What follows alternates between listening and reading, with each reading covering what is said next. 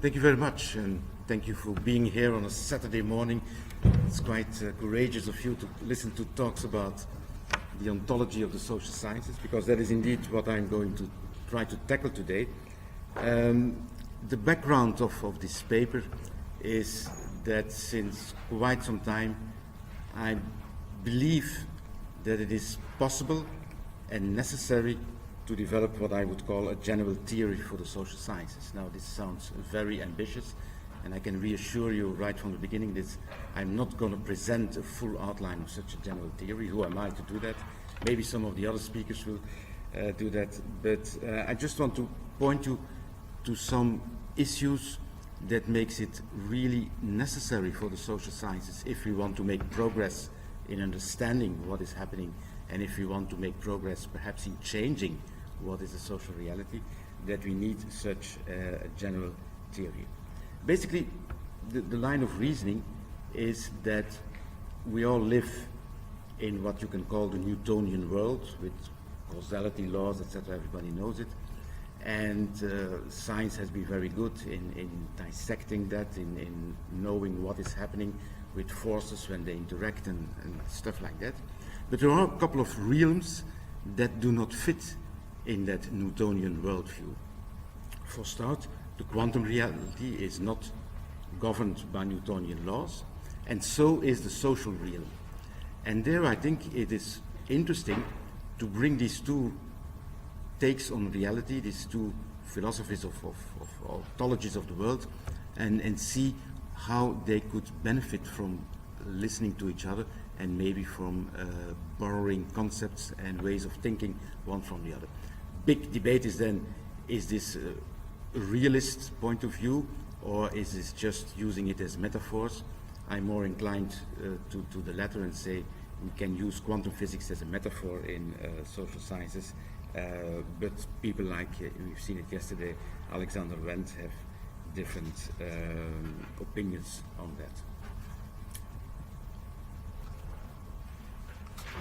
So what I'm going to do, I'm going to start first of all by telling you a story on how to open or close that door, and I'm doing that as a kind of didactical tool to bring in a couple of concepts that I believe are essential when you want to understand the social reality, and then I will try to outline a little bit the basic issues that I've been introducing, and that is first and for all the issue of non-locality in the social realm.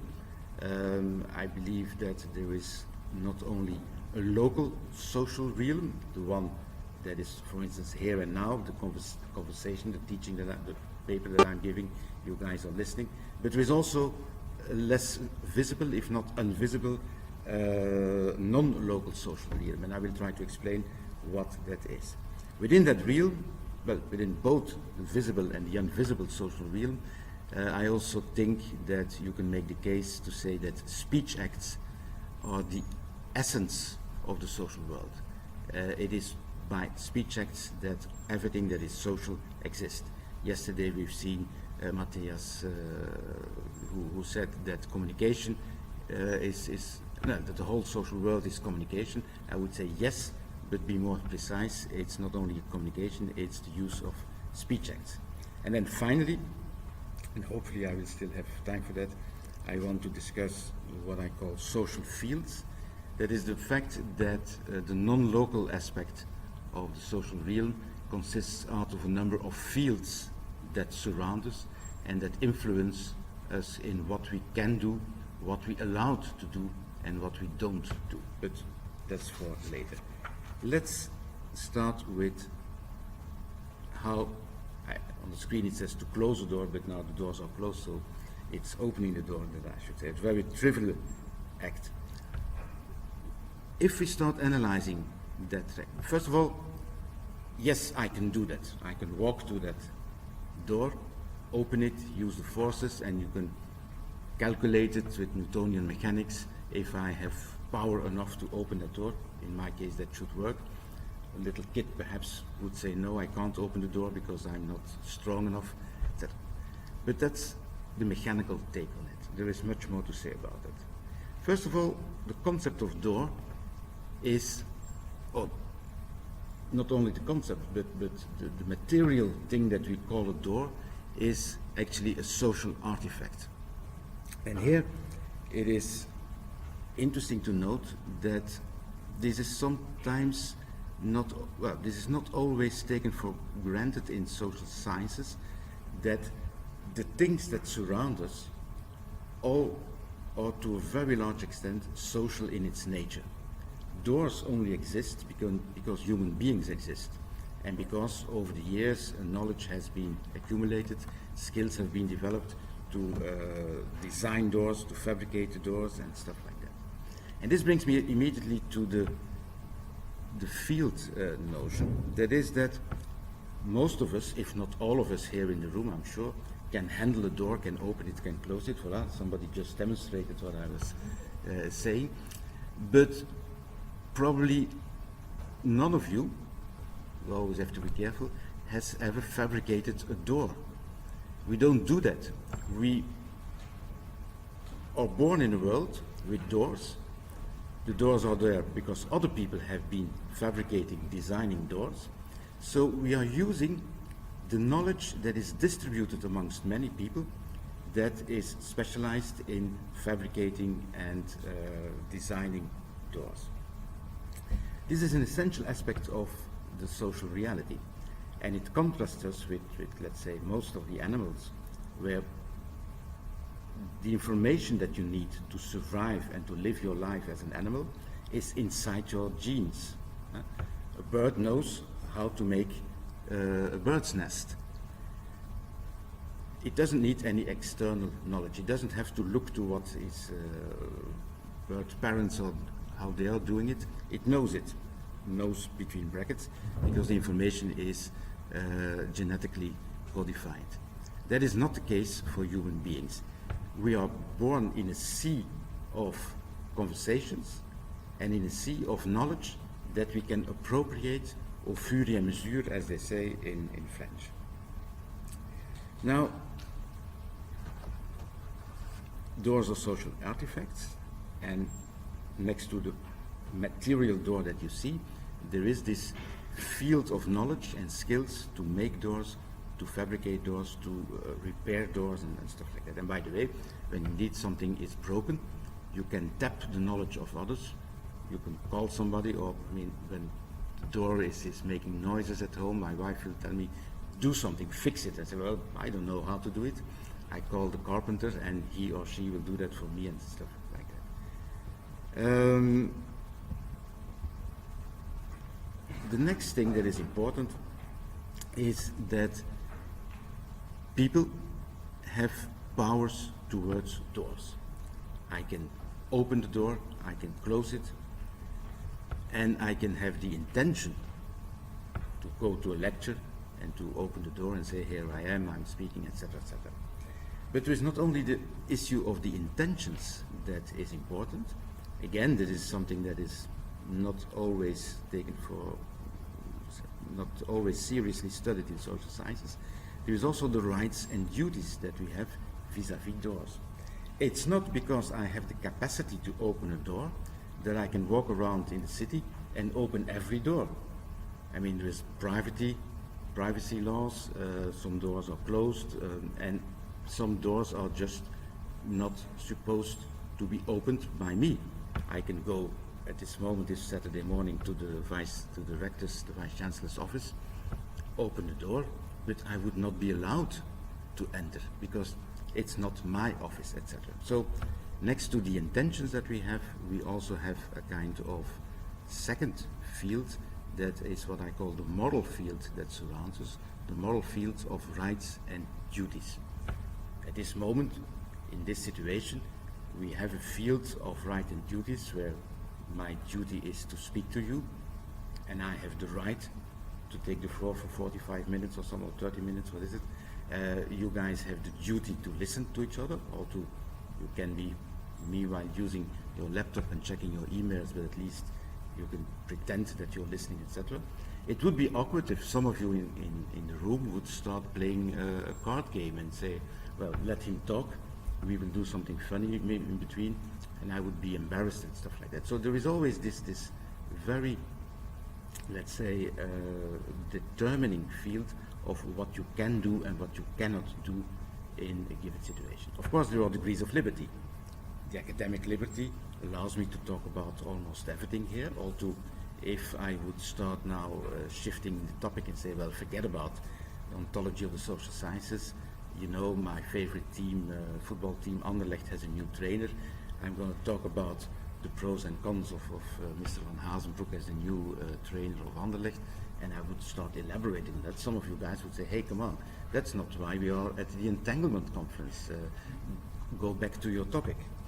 Having said this, there are interesting things to say about Anderlecht, but I will refrain.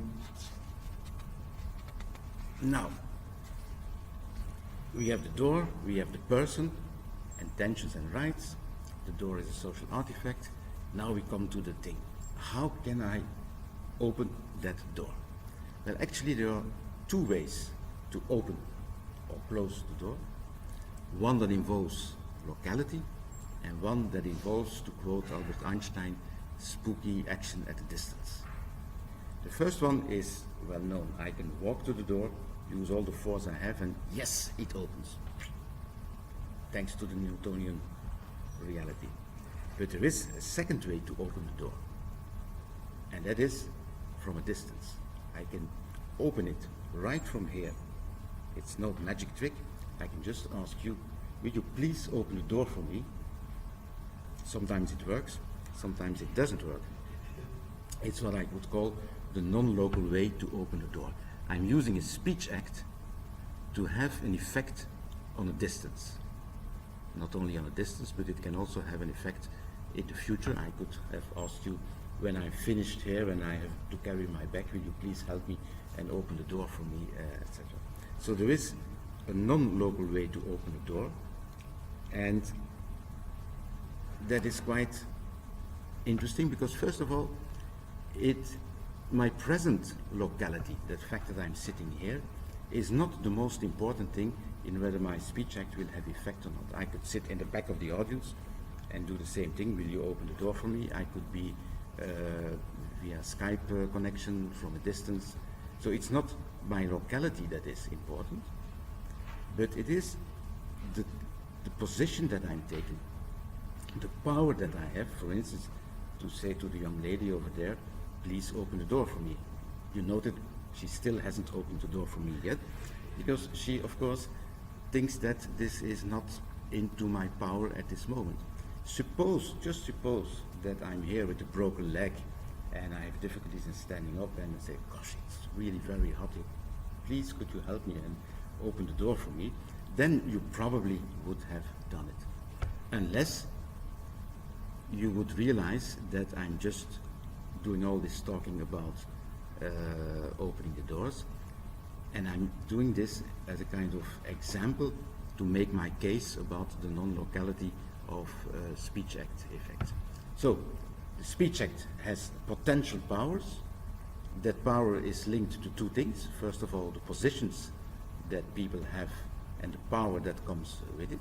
And secondly, the conversation in which the speech act is performed, because that conversation gives you also a little bit the context. If you're interested in knowing more about this, this is actually the essence of a theory that has been developed by Rom Harr, the Oxford philosopher of science, together with collaborators, amongst them me and others. We call it positioning theory, and if you Google it, you will find quite a lot of publications of people using positioning theory to try to understand different aspects of the social real. So far the story of how to open or close a door. There is much more to say, but I will go on now to try to outline what I think could be the basis of an ontology of the social real. Interestingly, in the natural sciences, there are some people who take the idea of an ontology of the material world very seriously. The latest book I've been reading is by Deutsch, The Fabric of Reality. You have many others. And interestingly, what you see is that despite all the differences on small aspects of theories and differences between one natural scientist with another, there seems to be a large consensus about what is well, let's call it indeed the fabric of reality, although that is changing. We're coming from an era where it was pictured that the natural realm consists out of atoms, particles, that are located in time and space, and they evolve, and atoms can form molecules, etc., etc. Now we have a more, let's say, complex view of reality that speaks about particles and waves, and they are not located in independent time and space, but in time-space. I guess most of you know this much better than I do. And on top of it, interestingly, the conceptions about what is the fabric of the reality has been influenced by technological developments. With microscopes, we could see things that we could not see with our normal senses. Telescopes did the same, then came particle accelerators, etc., etc. Again, you know the story. So the fascinating thing is that you don't find often the same kind of attempts to synthesize how the world looks like in social sciences. You have a couple of grand theories. Habermas, Luhmann has been quoted, Giddens maybe, some others, but they all seem to avoid a little bit the question, what is the essence of the social reality? At best, people come up with obvious things. They say, well, of course, it's people, it's persons. And then others will say, yeah, no, that's methodological individualism. It cannot be persons, it has to be structures. And you have a big debate about what comes first, the people, or the persons, or the structures. And then there is this other related question, how visible are structures? Is there an invisible social real?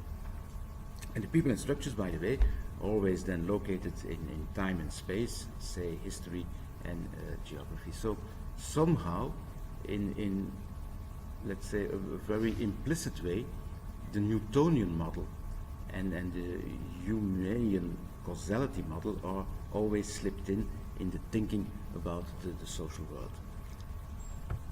But this has been and is increasingly questioned by some philosophers of science.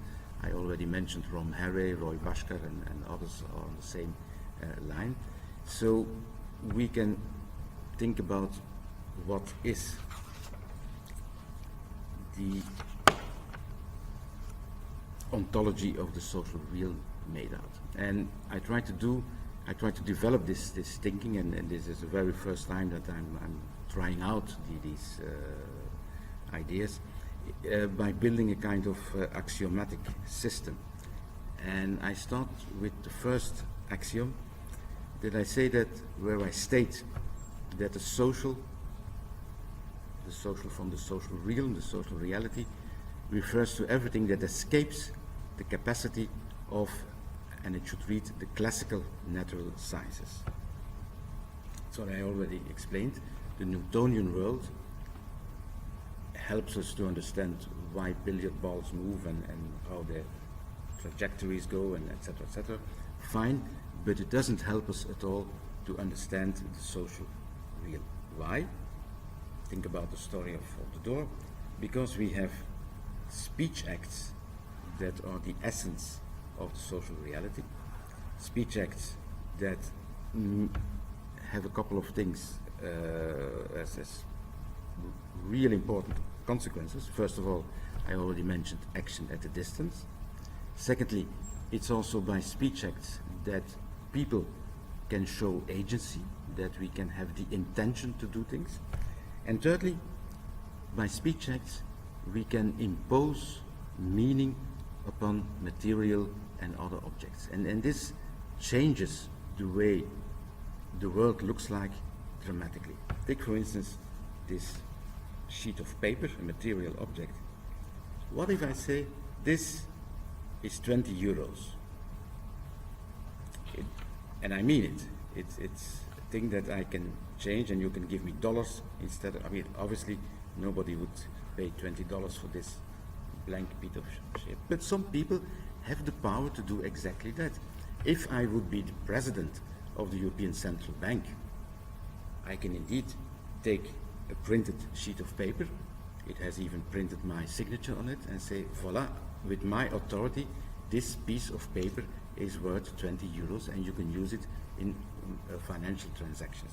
So that is quite an important thing. An issue such as the euro only exists by declarations, by the fact that speech acts are being uttered by people who have a certain power, and that power is again linked to the conversation. I mean, it's not because I'm the president of the central bank that I can wander around at the streets and say to every piece of paper, say, that's 20 euro, that's 50 euro. That's not how it works. It is a specific context that my speech acts will have those effects.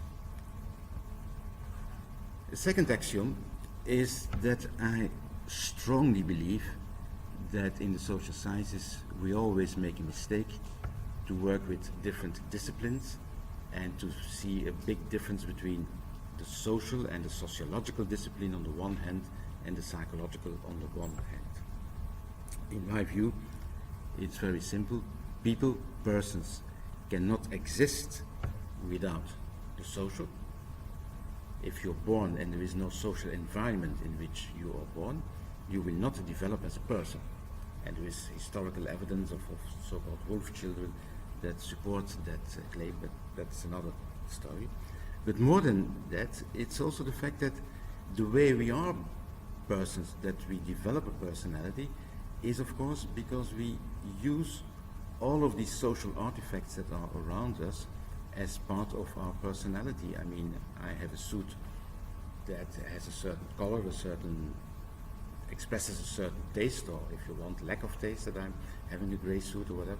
So all of these things are part of my personality. So I really strongly would argue for the fact that the social and the psychological real cannot be analytically separated from each other. And again, this can be backed by empirical work, such as the work of Vygotsky, the Russian child psychologist, who made these studies about how children appropriate, for instance, skills to calculate and to learn things. Now, this brings me to the third axiom, which I already, I think, introduced. That is that in my view, the substance of the social realm is speech acts, and the speech acts have to be seen in a web of conversations that is connecting all of us back in time historically with people who lived before us, and that connects us in a way to all people on earth. So there is this huge web of conversations that is always going on, and conversations have to be understood in a very broad sense. It's not actually me talking to you and you talking to me. It's all kinds of interactions that connect. For instance, this computer has been probably been fabricated by some good people working in China. The software has been developed in California.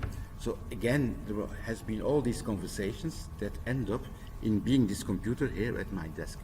Nobody in China said, aha, on that day Luk Van Langenhove has to give a presentation on the social ontology. He will need a computer, so I will start fabricating. Oh no, this goes automatically without intention that it's linked to my being here at this moment. But nevertheless, there is a link between the Chinese workers who fabricated the computer and myself. So we are connected by this web of conversations. And that is, according to people such as Rom Harr and myself, what we consider the primary social reality, the web of conversations. And it is in that web of conversations that secondary structures are created. The most important one that we know are persons. Persons are created as a result of conversations. And again, there is empirical evidence that demonstrates that. What happens when a newborn child enters the world is that everybody in his/her environment will immediately start treating that little baby as if it is a person. When it's crying, you say, oh, my little baby, you must be hungry. You ascribe intentions to that baby. And if you do that enough, then human babies will indeed develop into what we call persons. Persons being people with personality, with the capacity of having complex set of intentions and emotions and stuff like that. By the way, you can do the same with other, let's call it entities or artifacts. For instance, you can personify your favorite cat at home.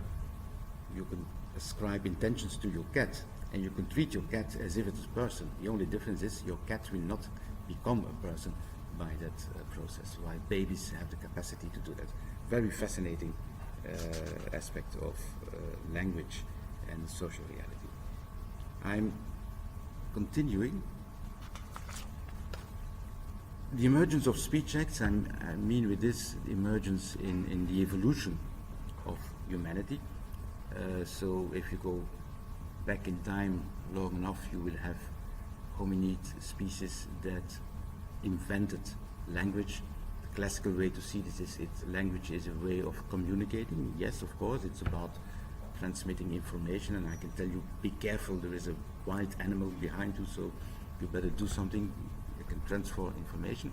But with the speech acts, as I already, I think, indicated, something more happened. It's not only an instrument of communicating within a conversation, but as I said, it makes actions on a distance possible for people, which is quite important.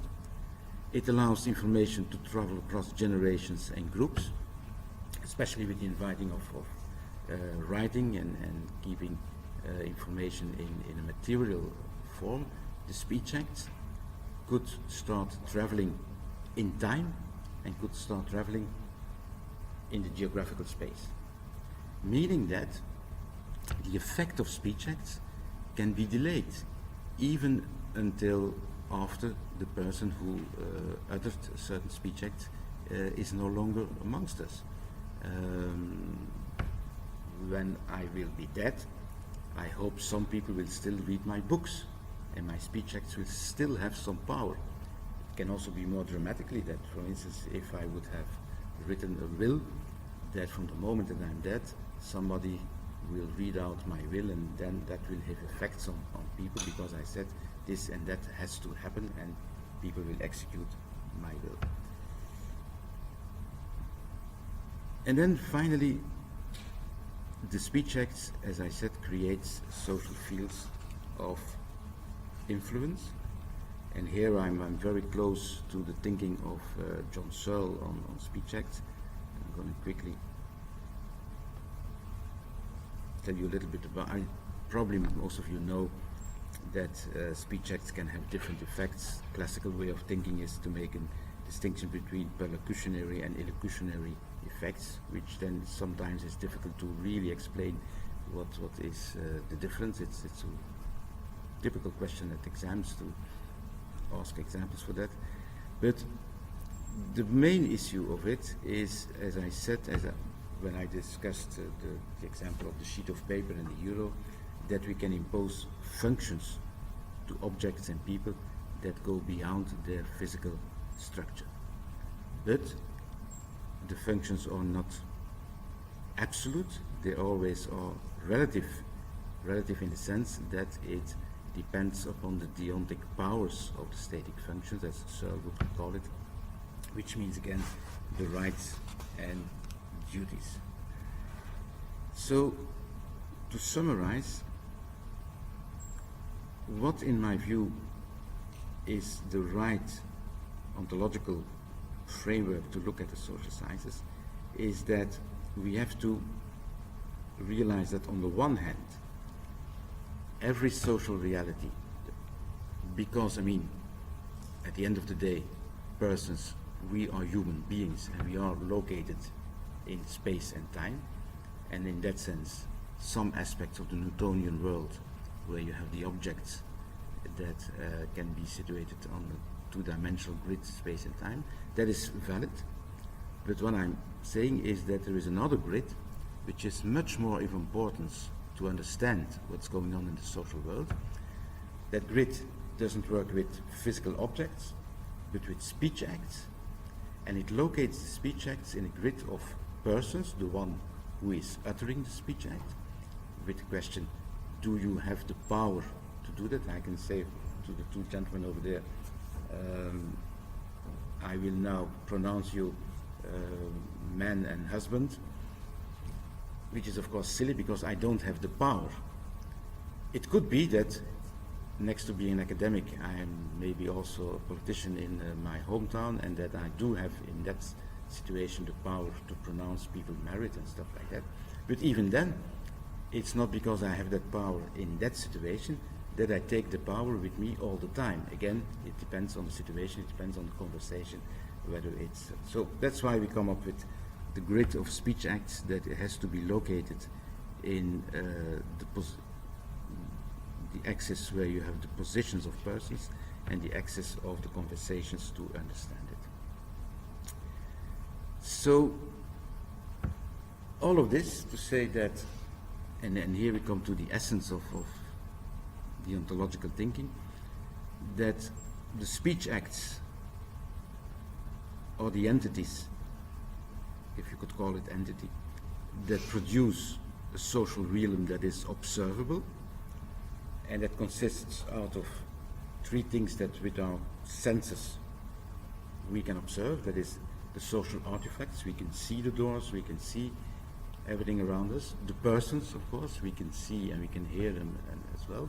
And then there is the worldwide reality of conversations, the ongoing web of conversations that make out the basis of the social reality. But next to that, there is a very important unobservable real, and unobservable I mean that it is somehow latent, that it surrounds us as a kind of as a fish swimming in the ocean, and in some instances you can see that field because material objects will point to that. I give an example. The traffic law is a field that gives you all kinds of information about how fast you can drive, that you have to drive on the right side or the left side of the road and stuff like that. All of that is well described, and it applies from the moment that we are entering the street and entering the traffic.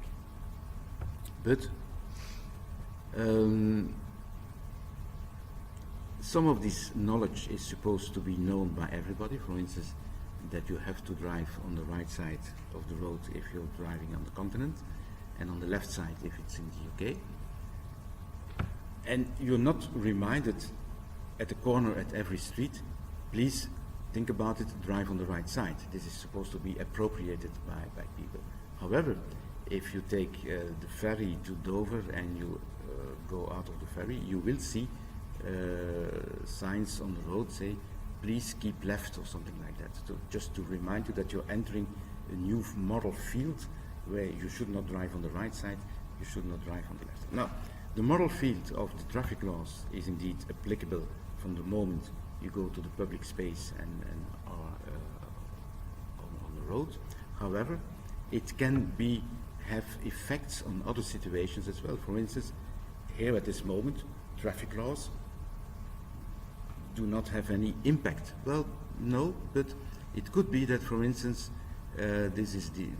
suppose this was already the end of the conference, and we're going to have some drinks together to mingle and to discuss what else we're going to do.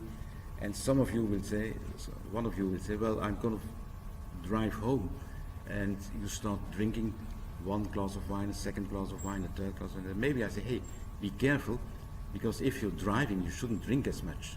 So in that sense, even when we are not in the reality of the traffic laws already have a moral influence on what we are doing.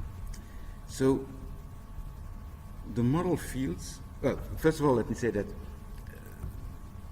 moral fields are one social field that always surrounds us. At any moment, any time, we have a list of things, and that can be explicit or very implicit, because we know it, between brackets, of things that we can do and that we should not do. Again, take the example of the limitations and the freedom that I have to speak about whatever in this paper. The other field that surrounds us is the field of knowledge and skills that we can make use of as we need it. I don't know anything about development of software. I can use, what is it, the Windows program here, and if it's broke, I will ask my IT specialist at the office, please can you help me, can you give me some advice and stuff like that. How many? Okay, good. So I will briefly end, and I will skip the slide on fields with one exception, that when I think that we can use the notion of fields in the social sciences, for me it is a metaphor, a powerful metaphor, but it's nothing more than a metaphor. But knowledge field, I was about to end that. Yes, there is what I call technical knowledge, and there is social knowledge. The technical knowledge is when my Windows system is broken, that somebody needs to come in and fix it, etc. The social knowledge is if I do not have the technical knowledge myself, that at least I know how I should contact somebody. And this comes with all kinds of rituals. I mean, if I'm talking to the IT specialist in my office here at Vrije, it's obviously that I cannot be rude to him and say, hey, come on, you guy, fix it. No, you be polite and say, will you please, when you have time, have a look at my computer and stuff like that. So there is social knowledge to use, to tap the technical knowledge of others. And in that sense, the knowledge fields can become local in all kinds of practices. In a recent paper I wrote on moral fields, I made a distinction between very broad cultural fields that can even be religious or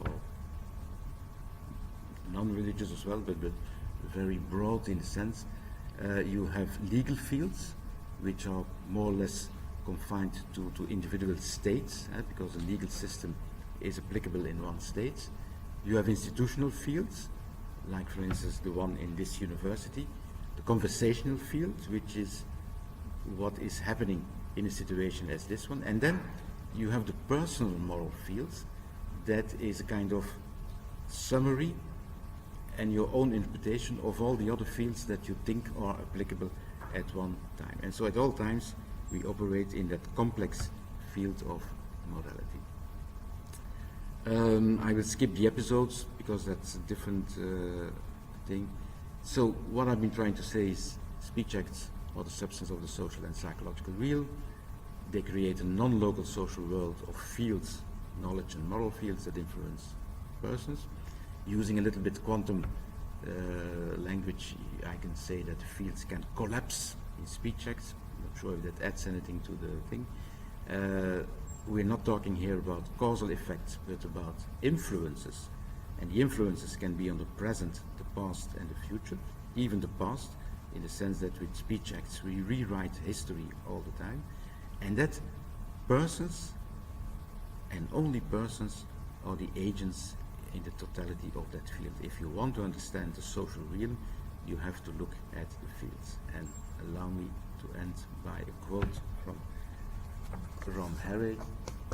At the end of the day, there are only persons and their conversations and charges and their fields in the universe. Thank you very much.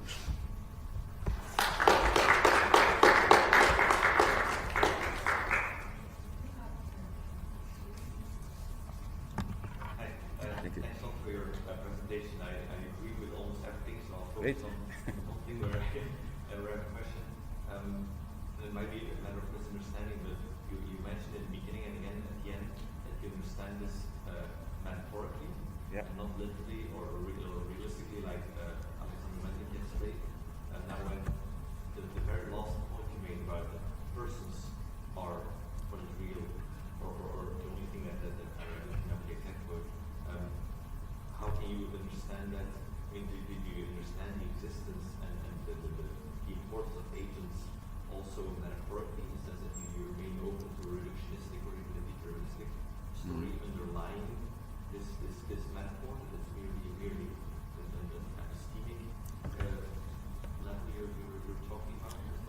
Well,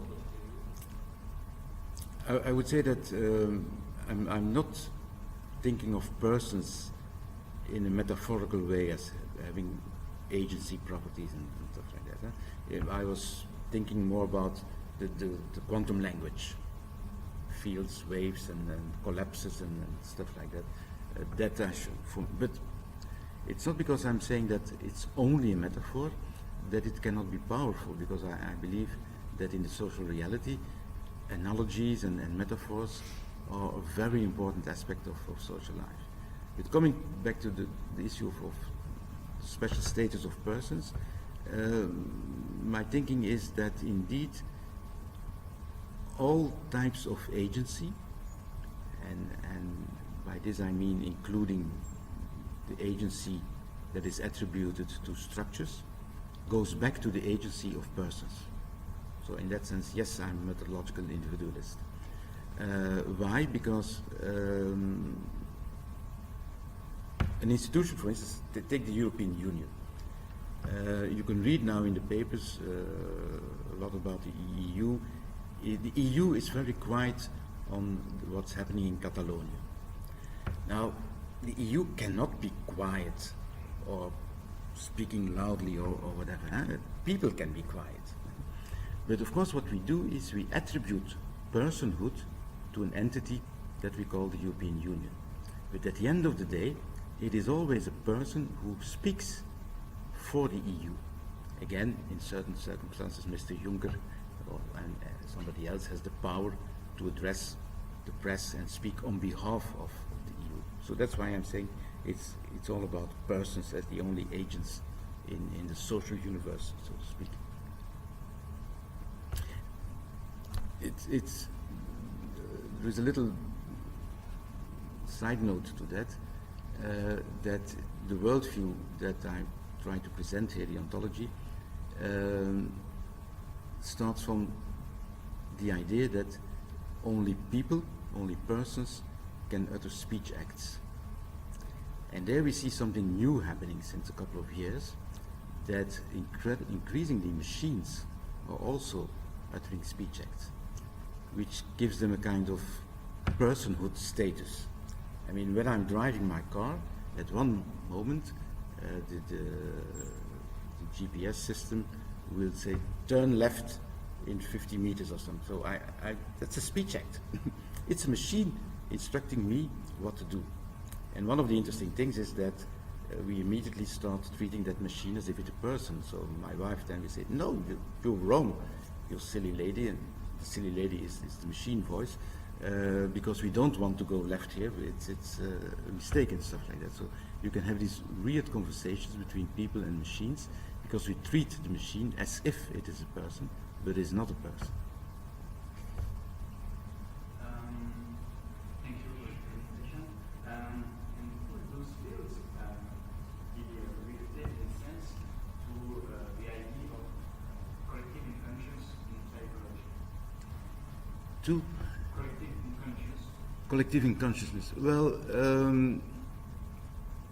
yes, in a way, and that goes back to the work of Piaget and Vygotsky. So what Vygotsky did was he made a distinction between knowledge that is either public, in the public domain, or in the private domain, on the one hand, and knowledge that is either collective or individual. And you can make a Cartesian product of those two dimensions, and then you see that there is indeed a set of knowledge that is both public and collective, and that kids have, by learning process, appropriate that. For instance, they will learn to use arithmetics and say 2 + 2 = 4 and stuff like that. But the first thing they do, how they do it, is I'm being attacked to. They do it by still counting on their fingers or with objects and stuff like that. And it is only when they have really learned how to do that that they can do the internal counting. So in that sense, that one quadrant would be more or less the collective unconsciousness, if you want. Yeah. Could be a formalization, maybe a formalization. I'm not sure what you mean with formalization. Yes, yeah, absolutely, yeah.